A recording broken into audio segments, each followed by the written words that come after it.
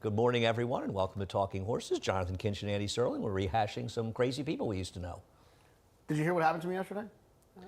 I don't want to hear anything about you getting here late. I made a mistake. I got How many times have I told you there's two A trains? I got too comfortable. It was stressed out. I was at some stop I'd never seen before. It wasn't. I made it, but it was just really. They started 2 minutes early on me. I would have made it if they didn't do that. I feel like he's setting me up. I really do. I feel like the day's just starting. There's already been enough insane things going on today. Anyway, we've got 9 today, and nice day and good racing ahead of us today.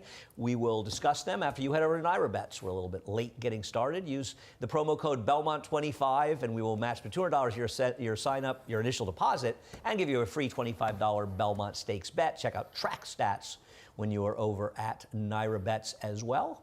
And what else do we have today? I know we have a middle pick 4. We have the middle pick 4. I guessed it. It was there. Middle pick 4 races 2, 3, and 6 for the pick 4s in our 9-race card today. I didn't get all the slates. 20% exacta bonus. Got to opt in for that over at NYRA-Bets. Get your 20% exacta bonus. Opt in over at NYRA-Bets. Cross country pick 5. We've got 3 at Monmouth, interspersed around 2 at Belmont at the Big A, Aqueduct. I just opted in. It was that easy. Wow, this is, keep an eye on this one, Jonathan. You'll be part of this.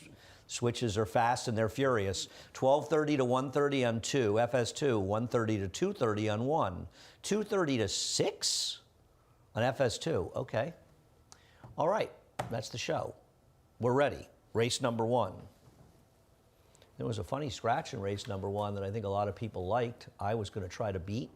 We have ended up on the same horse, and I think we both have the same idea, which is to play against Book of Wisdom, who I had to scratch into as my 4th pick here. I'll take a look at the last race. I got to tell you, I am just completely and totally sick of this horse. He wins, I lose. I want no part of this guy. Yeah, I mean, look, I feel that way about a few horses in here. So Book of Wisdom ended up in my 2nd spot just by default. But on top, no need. I'd hate to get beat in the pick 5 if you have a clever opinion later by this horse. I hear you.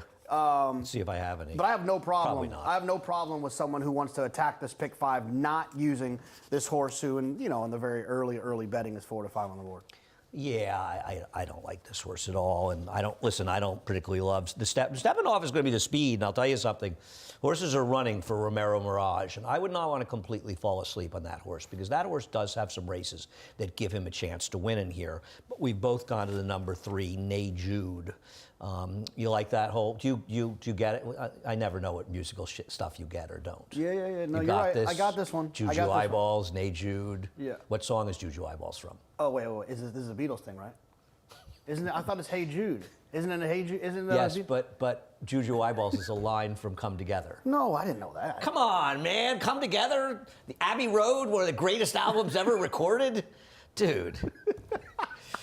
You're just denying yourself some of the great pleasures in life. Yes, Juju Eyeballs is a line from Come Together that John Lennon sang. I was close. Though. I got the Beatles part right. you were okay. Closer. I was nervous. Closer than normal. No, you weren't there. At least it's got nothing to do with Barzini.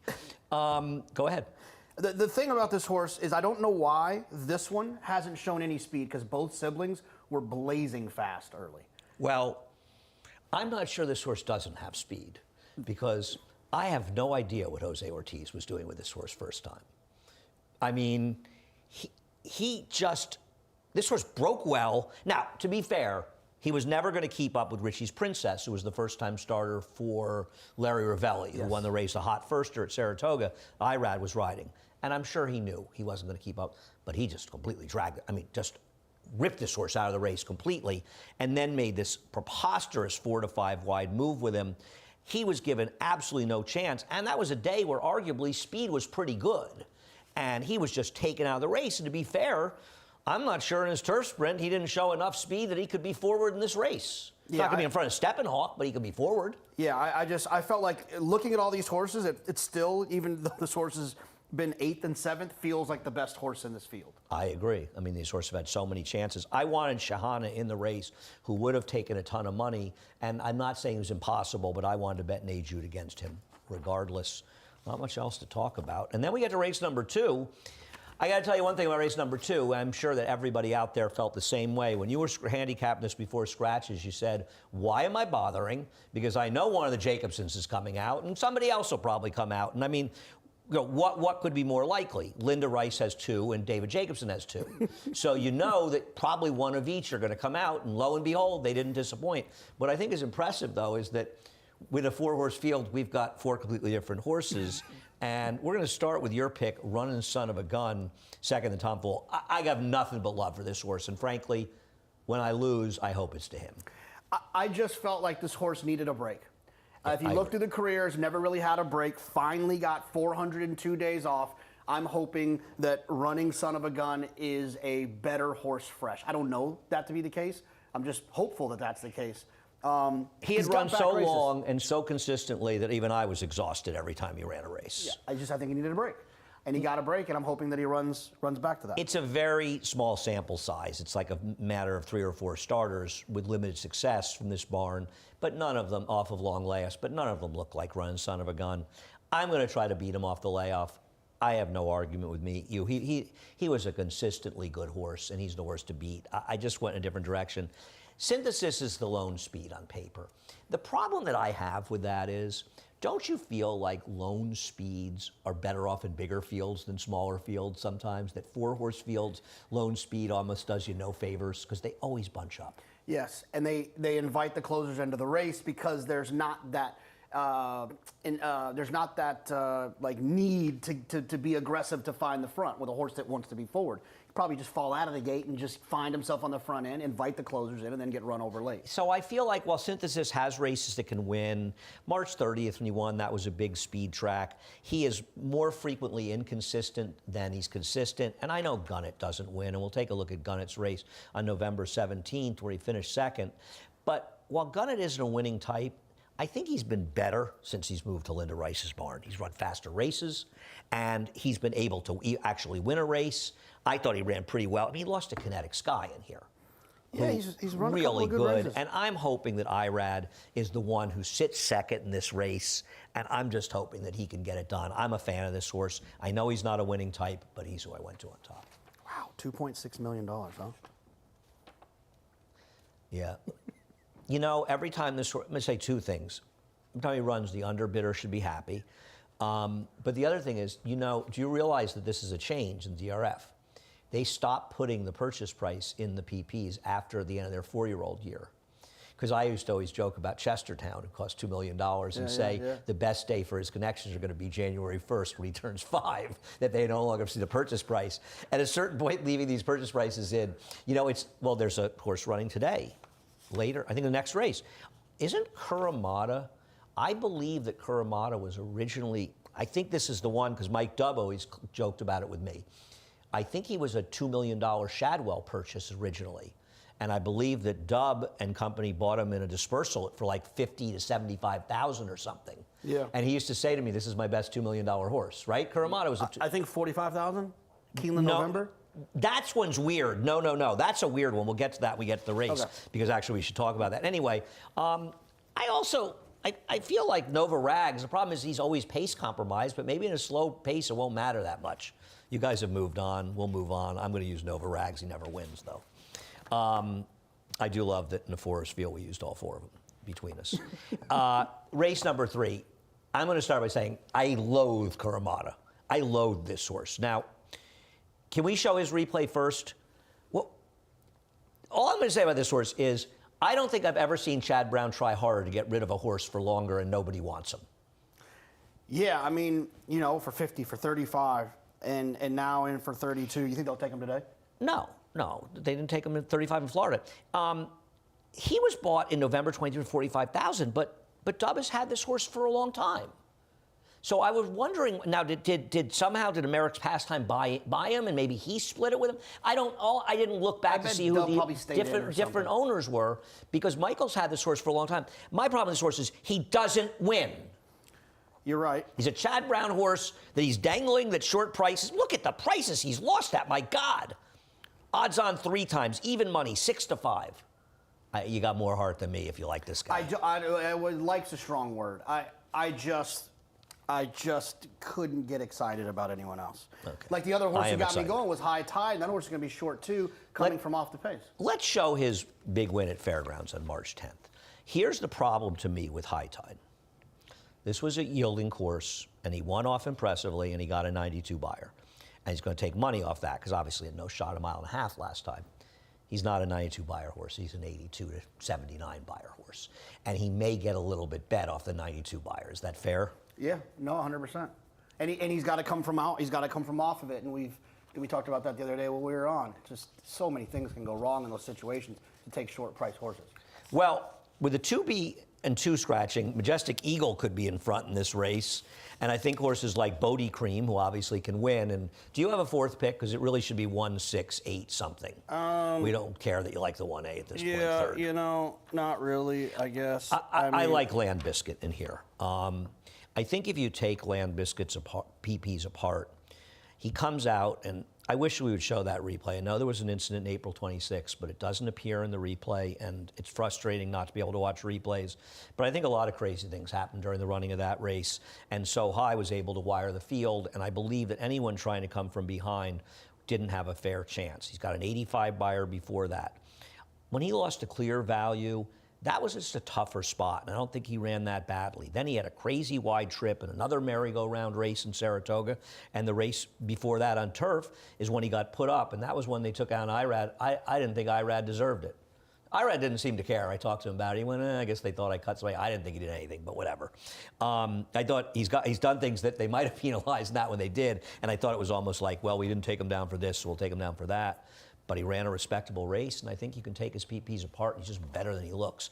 I don't think he'll be 8 to 1, but I think he'll be 9 to 2 to 5 to 1. This feels like one of those races. I completely agree with most of the things you said about Land Biscuit. I have no problem there. I feel like it's one of those races, annoyingly, you're going to try to beat the 1 or the 6, and one of them is going to win. Well, I'm not as much against the 6 as the 1, because the 6 wins. I'm against the 1. I'm going to use 4, 6 in here. I don't like them. The other horse we have to talk about is Value Engineering. I do realize that Maker's giving up on him. Even when he was good, he was better going longer. I just think he wants to go longer. If Maker lost 1, 2, 3, 4 races in a row going long on the turf, he's not going to cut back and win. The better question is how he got this horse to win a graded stake on the turf, given his prior form for Chad Brown. He had a lot of chances. Going to take money because of Irad too. Yeah, he wins. I guess he's not impossible, but I preferred others in here as well. Race number 4, I got to tell you, I don't know about you. I had a big problem with this race. Now, I will say, if the number 5 Gentleman Joe runs back to his 87 buyer here, he's going to win. I ain't betting David Jacobson. Here's the race, guys. I'm not betting David Jacobson off of a aberrationally high figure. I know he's run some good figures before, but he spends way too much of his career running lower figures. Maybe he's just better at a mile, though. Yeah, you know, I kind of believed the number because it was a steady improve. Oh, I believe the number. I just don't believe he's going to repeat it. I got no problem with the number. Yeah, I just thought he ran well. And the other thing, too, is the other horse that's the second choice I liked in here. My second pick was the 8 Bourbon Calling, who I didn't trust that one enough to put in front of what we saw last time from Gentleman Joe. Obviously, I have no problems with any of those horses. I've got them second and third. They're the logical horses. We'll show Bourbon Calling's last race. He was claimed by Linda. And I think it's a move of optimism that Linda moves him up so much. It's also maybe the race that came up, and she obviously didn't want to lose him for 20, which is good for what it's worth. Off the claim in dirt routes on a 50% jump. Linda's only 3 for 18. Now, she does have 12 hitting the board, so they have run, but it's not like she's had an enormous amount of success in the claims and moves up. But I don't think there's any big argument against him being logical. My feeling with Complete Agenda, and this may be just a terrible pick on my part, but I don't think there's any denying that this horse has improved dramatically since Rudy claimed him. I mean, I don't know where his effort came from in that 1 3/8 race. I know that forward horses did well, but even going 1 3/8, where the heck did he get the speed? How did he hold on? The heavy favorite was on the rail, was supposed to run him down for second. And then you look at his last and say, well, you didn't run that well. Oh, I disagree. And I'm not saying you say it. I think he ran extremely well. He was running against Cascades and Drake Passage, horses that would be 1 to 9 in here. Yeah, he was wide all the way around there. Now he gets Flavian Pratt, and so I just want an alternative to the 5 and 8. And rather than a Blake B who got a big fig decimating a field and a 16 claimer, where else am I going to go in this race? I guess Thunder Lane's not impossible. Thunderian, he has some races. Midnight Trouble ran okay last time, but he looks like he's dropping to some people, and he's moving way up in company from a 50 hours, a 3 lifetime. I thought Midnight Trouble was a little bit interesting, hoping that he would be kind of sent away from there from the inside. Manny with a horse that has some tactical speed from the rail, hopefully will be aggressive. I think that aggression could help him in this spot. No, I'm not against him. And listen, at the end of the day, Gentleman Joe's going to be forward too. And Gentleman Joe's way the horse to beat in here. It's just, my feeling with David Jacobson is, there is a massive lack of consistency in his performers. So I am not going to take him and just assume he's going to run back to that number. If he does, he'll win this race. See what happens in race number 4. Race number 5 seems like a complicated race. And we'll start with the number 2, Ever So Sweet, who I have second, you have third. I think this horse is pretty good. This is the maiden win. I'm just a little concerned this horse is under the gun from the start, and the horse you have on top could be the one who's pressing him. Yeah, I was just, the figures just didn't, for a short price horse, the figure didn't make me feel warm and fuzzy for Ever So Sweet. Well, but these are 2-year-old numbers. I mean, they could easily be mid to high 80s. I mean, these horses improved substantially from 2 to 3. Yeah, and this, there was the pace figure last time was pretty quick. It was coded red. I just gotta go. Well, let me tell you something. I think Flavian Pratt learned his lesson yesterday. He's going to go when he has speed horses on the inside. I can't see him not going with this horse. Can you? It may not be. Somebody's going to have to go fast to be in front of him. Right? I think Majestic Return's going to go fast. We'll get to him in a second. I'm glad at least you picked him for discussion. For what it's worth, with Brad Cox, 5 to 9 month layoffs. This horse is right in the middle. That's why I looked at it. Numbers aren't great for Brad. 18% is good for mortals, not for Brad. And $1 ROI, they're short-priced horses. I do think this horse is the horse to beat. I'm going to try to beat him. Talk about Majestic Return, the horse that you have on top. Yeah, it's just, the mom was a turf horse. Long on Value, obviously, was a turf horse. The one problem I have is the one turf race back in May of 2023 wasn't very good. But this horse seems to have gotten better since then and does have a ton of speed. And I just give speed such a premium in turf sprints. Believe me, I spent a lot of time with this horse because you're right. This horse has tons of pedigree. I always remember Long on Value because I had a running argument with Gabby Gadet, who just was in love with Bill Mott, and she used to pretend to me that Bill Mott had good numbers on turf sprint turnbacks. And she liked Long on Value one day, and I just berated her, and of course he won and paid some huge price. So every time I see his name, I always laugh and think of Gabby. So I don't think Bill Mott has good numbers with turf turnbacks. But anyway, very few trainers do. I watched that turf race, and I tell you one thing, I'm curious what Maggie thinks. I'd be curious what Acacia thinks, because I'm always curious in their opinions, because they have better ideas a lot of times than I will on how horses are handling it. This did not look to me like a horse that was handling the turf. And the other problem is this horse ran super last time. I mean, that was one of the all-time, and I made money in that race, but this horse ran great. I mean, that was a wicked pace that fell apart. A lot of dirt sprint speed horses will show up as speeds on the pace projector, but dirt sprint speed, they don't have turf sprint speed. Yeah. That's what worries me, and that's why I think the 2 could end up loose in here. She's got to handle it. I mean, she's got to handle it. I don't know if she can. She's supposed to, but she didn't. And I wonder if Michelle Giangulio is thinking the exact thing that you and I are thinking, which she should. And is this a Marshall? Right, Marshall. And Marshall's probably thinking the same thing. This horse has a ton of pedigree. She wasn't very good when she tried the turf. She's in better form now. This race comes up. There isn't a dirt race for her. Let's at least give her one more chance in the turf. And the problem is also, Craig's Morning Line is preposterous. She's not going to be 12 to 1. How could she be, maybe I'm wrong, how could she be 12 to 1 with that last recent races, the fast figs? Yeah. Maybe. She's not going to be 12 to 1. 12 to 1, I'd bet her. I have a lot of question whether or not she ultimately is a turf horse. So I picked a horse that I like to tease Tom Morley about all the time, Sinani. Is Sinan, Sinane? No, it's something else. I'm getting the pronunciation incorrect. show the debut. I know the race didn't come up fast on Figs. The day I care about speed figures for 2-year-old turf races at 5 furlongs in May will be the day I give up the game. Marco T ran a 58, ran a 73 the next time, and nothing but mid-70s as a 2-year-old. So this horse beat a decent field, and this horse ran. I'll tell you something, this horse didn't run that badly over in Ascot. No, This horse did not have a great trip in that race and did not run that badly. I believe the mistake Tom made was insisting this horse wants to go long. I think, despite being an Omaha Beach, this horse is a turf sprinter. Yeah, well, to get an opportunity to go 6-2, right? I mean, the previous 2 times sprinting were at 5. Now you get to kind of, you know, I think those 6s kind of play a little bit, not like a route, but they obviously play longer than a 5 or a 5.5. Yes, different kind of race. Right. There's a horse in here, you know, that you have second in Kerry. You know, I felt that the power horse that won yesterday. And one of the reasons that horse won is that Kendrick Carmouche was thinking and nobody else was. I don't know how that horse is allowed to walk on the front end, but Kendrick's smart and other guys rated faster speed horses. But that horse had a buyer figure that overlaid the field, right? And ended up 7-1. And we had talked about in Talking Horses that, like, we're all being wise guys trying to beat them. Maybe we're just outsmarting ourselves. Kerry might just be better than these horses. The back numbers suggest that could be the case. I understand the comeback race wasn't, you know, didn't kind of match Probably those need a numbers. race. Yeah, of course. It's sometimes you have to kind of play that game a little bit of second off a break or third off a break and be able to have a little bit of an imagination how they could take another step forward. Yeah, Proud Mary's going to take some money in here. This is no disrespect in any way to my friend Mark Hennig, but I don't like a horse that was bought privately away from Jonathan Thomas. And I'm going to let this horse beat me. But this horse also has figs that some races that look good enough, right? Jonathan Thomas has good numbers, typically. I mean, I know this year a little bit light. Typically has good numbers because he knows his stock well. He spots them well. He puts them where they can win. And I think to your point, if he tries to get rid of one of them, Yeah, I think about that turf sprinter that was bought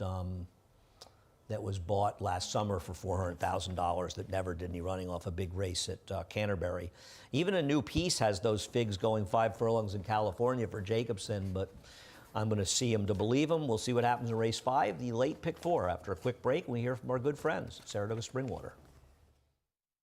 For almost 150 years, the Saratoga name has been synonymous with the finest quality, sustainably sourced spring water available anywhere. Saratoga carries on the rich tradition of its forefathers by crafting each stunning blue glass bottle with the same attention to detail and care that has been its hallmark for generations. Visit SaratogaSpringwater.com today or ask for us by name at your local market or restaurant. Saratoga Spring Water. Make every day exquisite.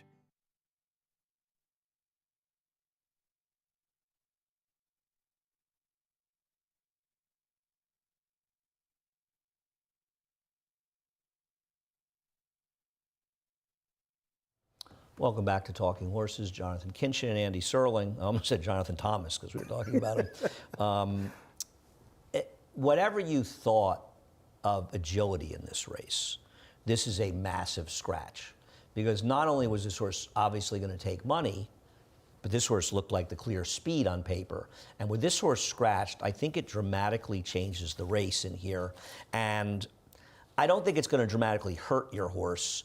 I don't know what to do with these Jacobson horses. You have more heart than me taking Jacobson off these California horses. Yeah, I'm trying to treat it more about the horse and No, it's the fine. individual and like thinking, you know, I think he's got an outside draw. He's got some tactical speed from a pace figure standpoint. I know he doesn't have a lot of ones in his past performances. No, he can be close. But I think he's going to be fourth. He'll end up getting a good trip. And I was, just in full disclosure to answer your question, I had agility third. I was going to try to beat agility. No, I was against him too, but regardless of what you thought of him, Yeah. he was a major player in this race, if for no other reason than he was the one who was going to be in front. And I think if, like you and I, you were against him, I think it helped a horse that was coming from behind a little bit more. And in particular, it hurts a horse you have third that I originally was going to put on top that I moved to second because of the scratch, and that's the 7 Feathers Road. And I want to show Feathers Road win at Saratoga on Travers Day, and then I'm going to show a stat for Linda Rice, which is one of the reasons that I found this horse interesting.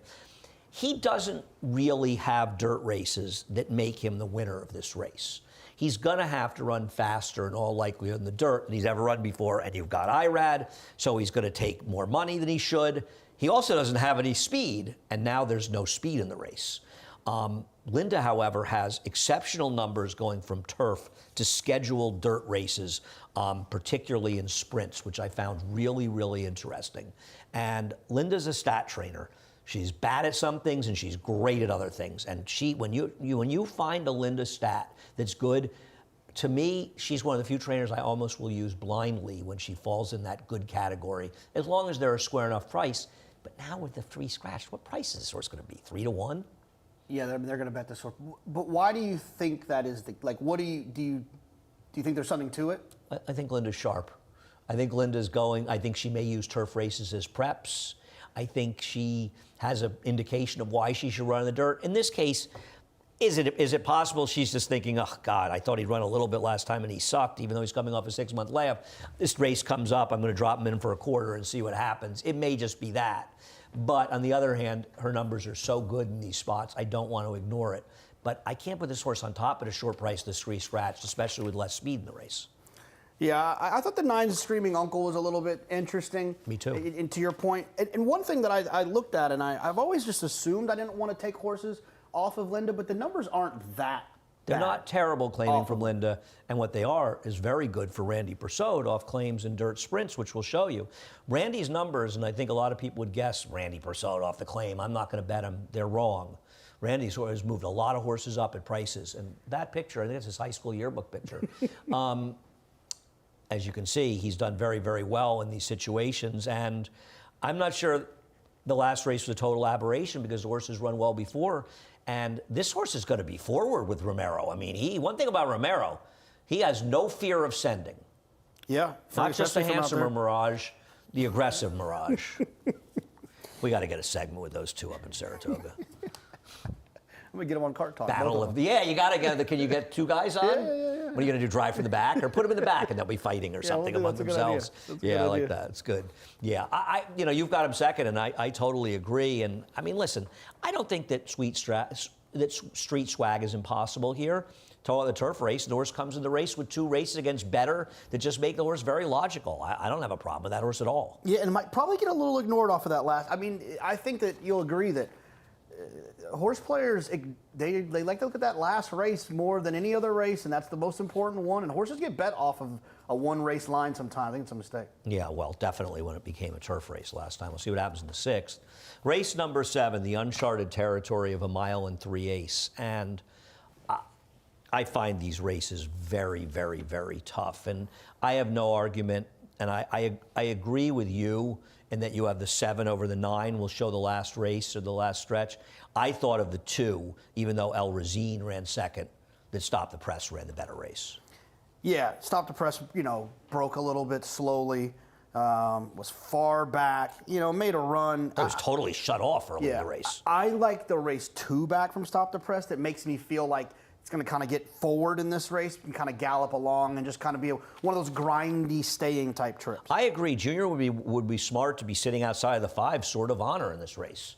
Yeah. I agree with you. And I know, a lot of people are going to see, El Razine was closing at the end and blah, blah, blah. I agree with you. I thought Stop the Press of the 2 ran the better race. And I have no argument.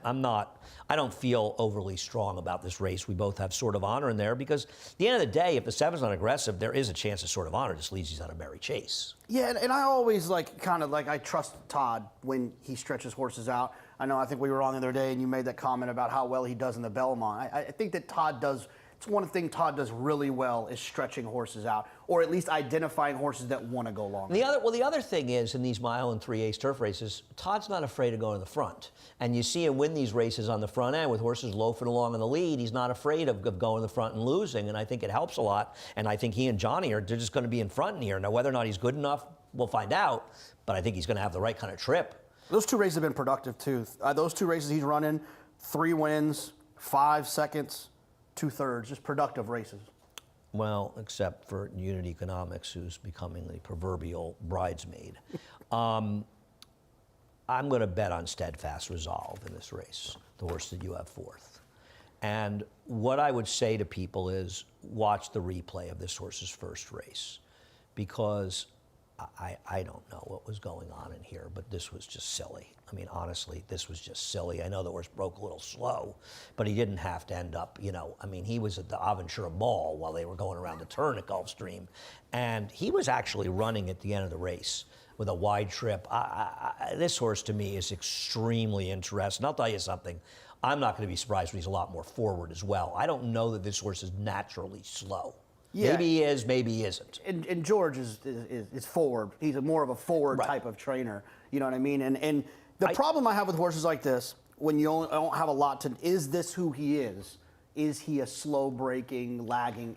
And he probably isn't, but is he? I don't know. No, you know what? At this price, I'll take my chances. And listen, I make a lot of bad bets. I'm not, you can't be a horse player and be afraid to lose especially if you have an idea at a bit of a price. And just for people understanding, George Weaver's suspended right now, and I believe this person had worked for him in the past, but he'd been currently, I think, working for somebody else. You can't, I guess, your people can't continue to work for you under ICER rules. Right. So, but he's not working for him currently and stuff as an assistant, and I think he's very interesting. I don't want any part of the entry in here, particularly because I don't really like Factor Analysis, who was second twice in slow races for Chad Brown. Chad Brown's maidens are supposed to win slow races. And then look at Take Your Seats. Now, I will say Take Your Seats ran a lot better last time with a little more distance. We'll watch the race, guys. It's on synthetic. He ran a lot better. I don't know, though. I just don't know if this horse is that good. But I will say, at least this race he ran well enough that I won't be shocked if he does well. But I am not taking a Chad Brown-Klarovich entry where I don't like one of them at all, and they're just going to be way over bet, aren't they? This idea is so much less about the two horses involved and the premise that you just touched on. It's a Klarovich entry on the grass for Chad Brown. It's going to be over bet. Got no problem warming to it. I could play with this horse if he was running by himself and he were 5-1. Yeah, they're just going to be overbet. Right. I just feel like they are. I think an important thing to note, and I imagine a lot of people looked at this and said, that I'm Dave Duggan's biggest fan. What the heck is Dave Duggan doing with a half to Saddler's Joy and a half to 6 turf winners out of 7 to Try It, a Kitten's Joy, bred to go 17 miles, fits really well? What's Dave Duggan doing with it? Deputizing while Christophe Clement is suspended. If you look at tomorrow's card, you'll see that as well. Christophe began a suspension, I think, for Ace. The only reason I remember Ace is that I remember the central banker had to scratch the Met Mile because he had been apparently inadvertently given Ace. It's a minor situation. They're out for a week.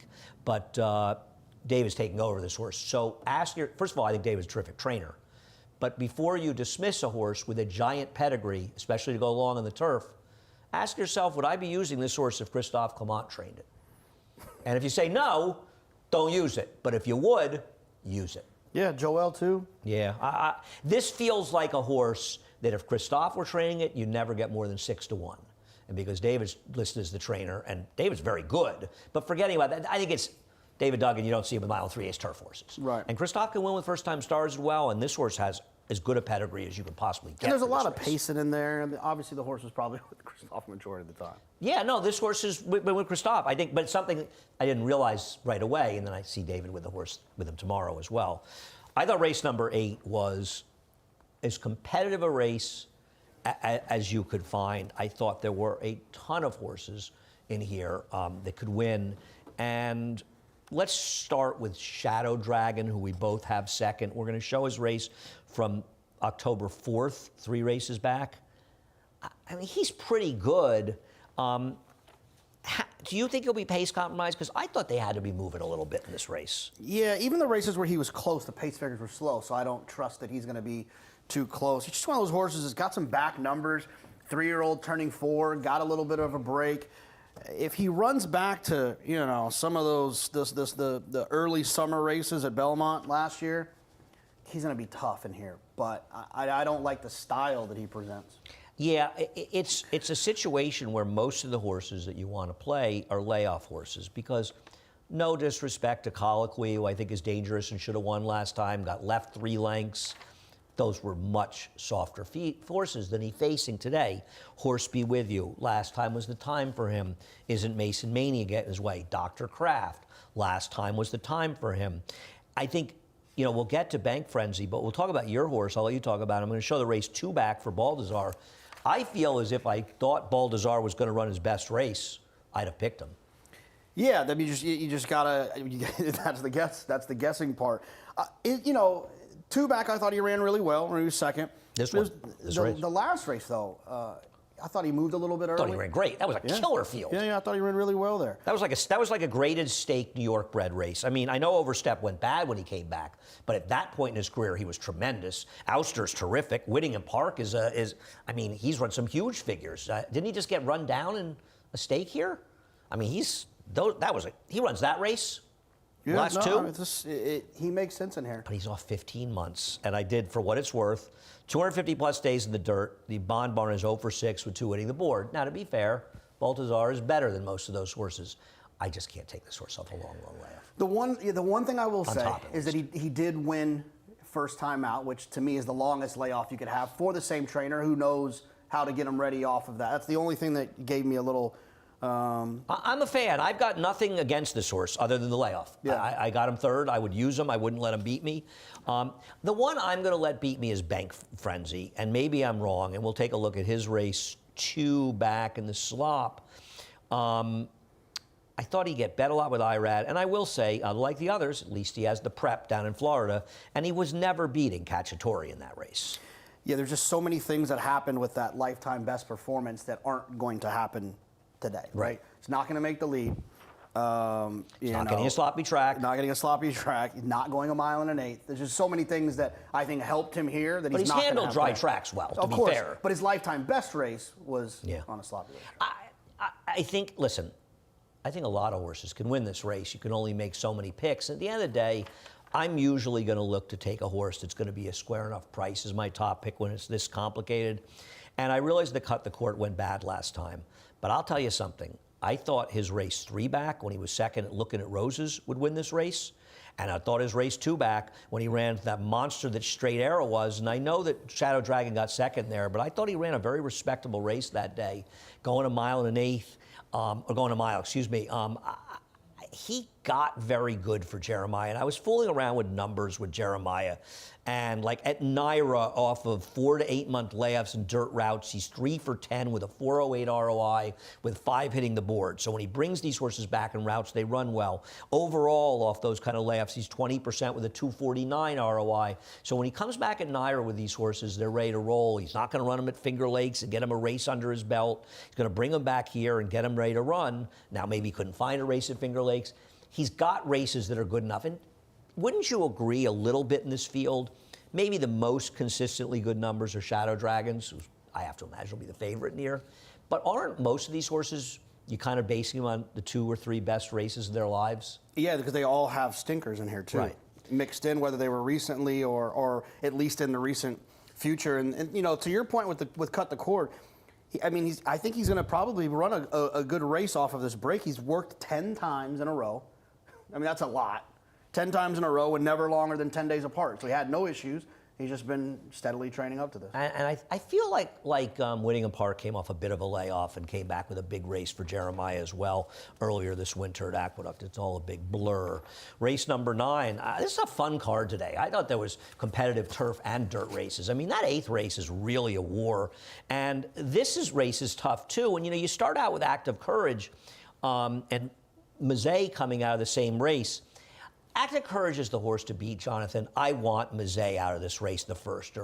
I think there is a very strong argument to be made that this horse got shuffled out of the running a bit early in the race, got himself into a bad position here, as you can see, behind horses. He gets blind switched by the eventual winner. He has to wait to go around. And I felt like, even though Active Courage has run extremely well in both of his turf races, I want Mazet out of this race, and I'm hoping, like the Bond winner in the maiden race yesterday, he'll run better second time.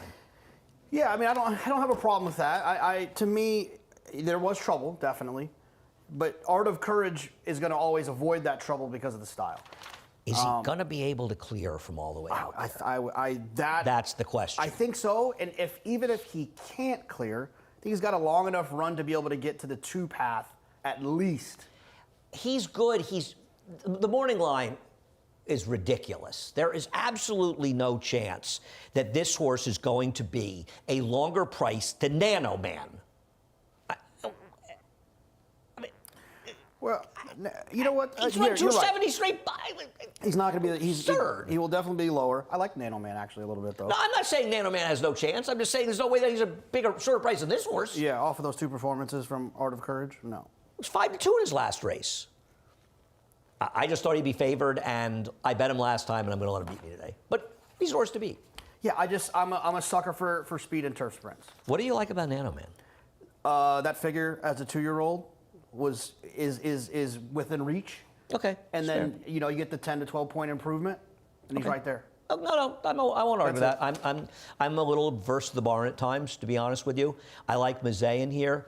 What about launch control? I mean, I thought that Carrie Bryan made a mistake, scratched this horse off the turf the other day, but she clearly wants to run the turf, and maybe 7 was a little far last time in the Act of Courage race, but I thought the 6-furlong race was very, very good, and I just thought it was super logical down the inside with our man Romero. I hate when horses get entered for 40 and then come back protected. Was this horse entered for 40? Yeah. Oh, okay. On May 17th. That was why would you the race that even got rained off. consider it? Why would you even consider it? Why would you even consider I entering did not for 40 remember it was 40. if you have?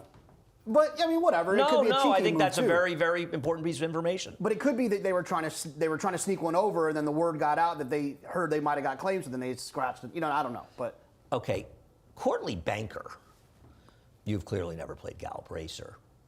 Courtly Lark, the Dam. Do you remember Courtly Lark, the original Gallop Racer? I don't. I didn't. Courtly Lark was the speed horse. We're running out of time here with this idiocy. Was the speed horse that you always encountered in the championship race when you were 2-year-old in the 1st of December. The first week of December. He was the speed that was very hard to beat in the males. But apparently he became a filly or a mare in real horse racing. Aren't you a little worried about this horse? I mean, this horse ran well at 5 furlongs on that synthetic, showed a lot of speed before tiring last time. I thought this was kind of dangerous. Yeah, the cutback is interesting. I just wish there was a little bit higher pace figure in that longer race. I worry that those ones aren't going to translate to this turf. You got a lot of Kimmel in there. 10 and 11. What's the Irish tenor story? Well, his initials are JK. That's why. That's why. Speed. Just has speed. You guys speed. close friends as a result of that? Yeah, just has speed. Hanging out. There's not a whole lot to lean on from a turf pedigree standpoint. Second Dam's very good European turf. Drawn outside and has always taken money. And a lot of times a horse takes money and then switches to try to do something different. I'm hoping that whatever that talent was that was getting them to take that money will then I do want to give a shout out to this 3 a little bit though. Is 30-1 morning line. 1, 2, 3, 7 races back. That turf race. That number is not that bad compared to these horses. I don't disagree. The problem is this horse has been a lot of races where his numbers aren't that bad, and he's not. On the other hand, he's going to be a big price, and he's kind of horse could be 4th and the 3rd or 4th in a super. Yeah, 100%. He's not a likely win candidate. My sort of weirdo horse in here, and once again, I'm not sure that you're going to get 6-1 on Sebastian First. I thought he'd be a bigger price, and I think he will be. I thought his first race, he had a pretty ridiculous trip in that race, especially for a race that was dominated forward. And we saw how well Instamatic ran when he was able to run down Act of Courage last time out. And then they tried him long down at Tampa. And maybe this horse back with state breds be interesting, even though he is a Peter Brandt cast-off that White Birch sold for $7,000. But I'm not sure his races don't make him a contender anymore. Absolutely. It's the same idea kind of that I had with the 10. A competitive, not too far off, right. 2-year-old number from August of and the he 2 year ago. did not get a good trip that day, and I think that getting Manny Franco is going to help. So final last race, you can see Jonathan and I have 8 of the 12 horses in our top 4 picks. Looking forward to it. We will be on America's Day at the Races for the next couple of hours as well. Thank you very much. Head over to Naira Bets. Thank you. Chris Griffin will be up next to reprise the scratch and changes, assuming he's gotten out of the elevator. We're a little worried. Our man John Kakamis, our cameraman, our main man, got stuck in the elevator an hour last week. Yeah, Fire department came. Then they left. Used the promo code Belmont25, and we will match for $200 of your initial deposit and give you that free $25 bet for the Belmont. We have track stats. If you're not paying attention to those track stats, what are you doing with your time? We have a middle pick 4 as well. Middle pick 4 in race number 3, 2, 3, and 6 for the pick 4s. We have a 20% exacta bonus opt-in over at Naira Bets. I did it, you can do it. If I can do it, anyone can do it. Your children can do it. Your pet can probably do it if I did it. What else do we have? We have the cross-country pick 5. 2 at Belmont at the Big A, and 3 at Monmouth. All those races will be shown on America's Day of the Race. Now pay careful attention to this.